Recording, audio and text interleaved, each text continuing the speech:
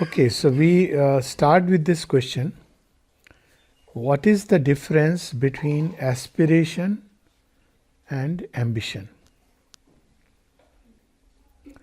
Mother says ambition is not good, correct? Not only not good, it is dangerous. So, ambition is where I want my little self to bloat up like a bubble. Aspiration is where I exceed my little self towards something greater and greater and greater. So ambition is I may go to temple every day, I may do the puja every day, I may sit in meditation every day, but all the time it is all about me and myself. Aspiration is when it is about the divine.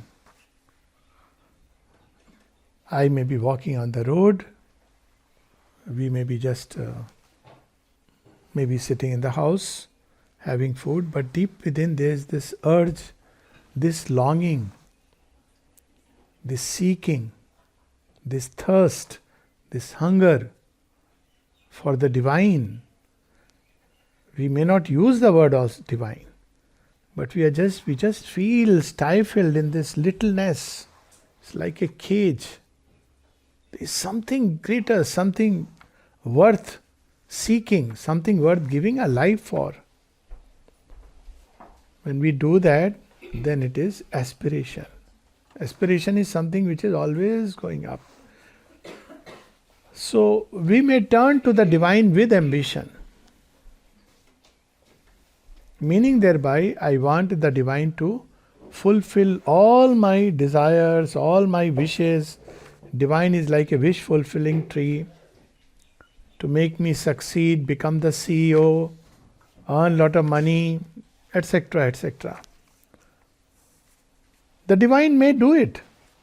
Why would the divine do it if it is bad? Sometimes certain lessons are learned the hard way.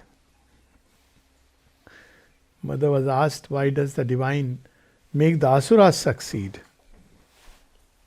And she says, because it's the fastest way to. After some time you begin to see. And then the game changes.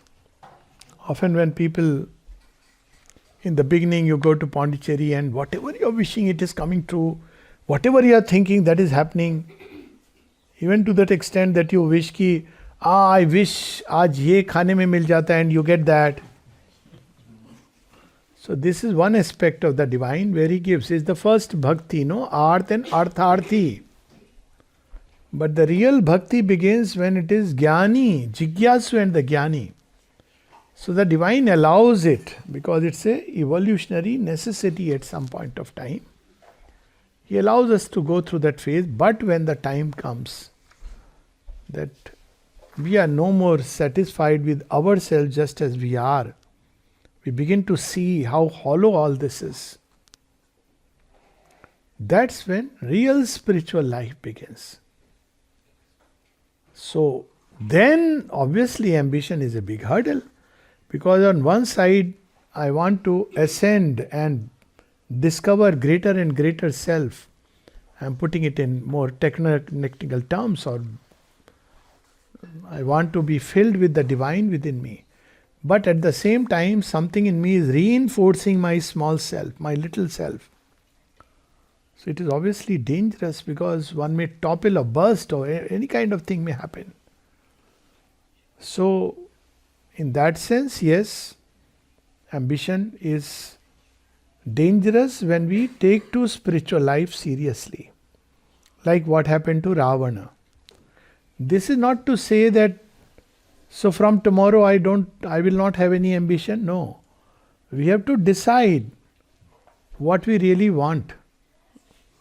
And there is a passage. It's not like today I have read this and it drops. So desires will come, ambition will come because of the past momentum. What do we do with that? I'm supposed to practice Nishkam Karma, but desires are coming. So I offer the karma and the desire also to the Divine Mother. And if things don't go the way I was expecting or wanting them, then I practice equanimity and continue with my trust in the Divine. This is the practical approach. Because it may not happen. Today I read and tomorrow I'll wake up and I'll be free from desires and ambition. It doesn't work out like that. That means there is a long passage when we have to persevere, maybe fall 100 times, but we should be willing to get up 101 times. That's how Mother puts it. So that's why perseverance, endurance, faith, through it all is so required. And then a time comes when first it begins to become lesser and lesser and lesser. And then one day it vanishes, like the story of Vibhishan. You know how he became vegetarian, no? Right? No? Okay. When Vibhishan comes to Ayodhya, everybody is troubled.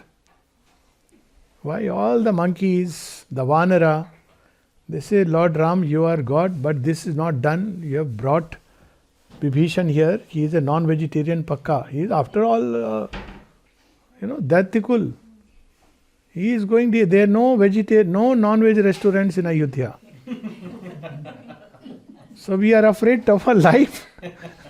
He may catch hold of one of us, make meat and finish. So Ram says, don't worry. As any of you monkeys, your number has gone down. He says, no, not so far.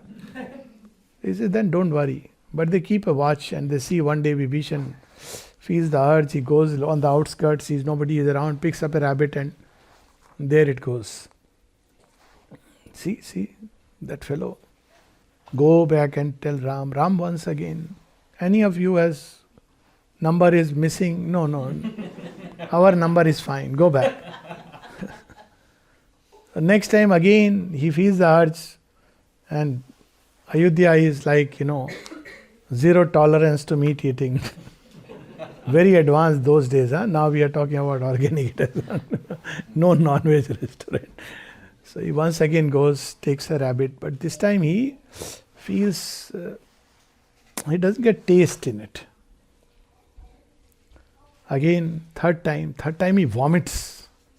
Fourth time, thinking of eating a rabbit makes him vomit. So there is a process. By reading a book, it doesn't mean that immediately we change. So the desire also has to be offered at the feet of the Divine even while you are going through it. So here there is a state when we have a desire and we are unable to master it. That's why Mother says, don't say let thy will be done if you are inside, you are not ready for it. You have a desire, tell me your desire. So when we tell our desire to the Divine Mother, then what happens? She will lead us through her own way. Maybe she will satisfy it one day. Maybe the other day she will slowly, it will seem that desire is fulfilled, but we are unhappy. Then third time she will make us feel inside, should I, shouldn't I? Fourth time there is strength to reject the desire. And that's how the nature changes. It doesn't change in one day. But aspiration invariably means going beyond my little self or what I think of as myself and my life towards something greater, higher, further, in one word, toward the Divine. And ambition is this little self I want to strengthen by gathering things around, people around, objects around and comforts around. So that's the basic difference. Again, aspiration doesn't mean I'll start living life of a recluse. No, it doesn't mean that. But it's an inner state where one is seeking the Divine. If you want to use the word desire, okay, but this is a desire that liberates us from all other desires. If you want to put it like that. But desire is invariably a restless movement because it is at the same level. And aspiration is something which ascends from where we are to something where we would be, can be, want to be inwardly. So that's what is aspiration. Semantics doesn't matter. You want to call it like when somebody asked, Sure Bindu, why does the Divine sometimes fulfill our desires? He says, so that one day you will start desiring him who is fulfilling your desires. How to grow out of all attachments? By becoming attached to the divine. So automatically, you have raised your yardstick so much. After that, any human attachment will seem coming down so many steps below. It doesn't mean you have to leave people, you have to abandon. No, none of this. Sri Aurobindo's one of the aphorisms that this world was so perfectly created. For what? To commit adultery with God. So the world is like a husband to which we owe our duty.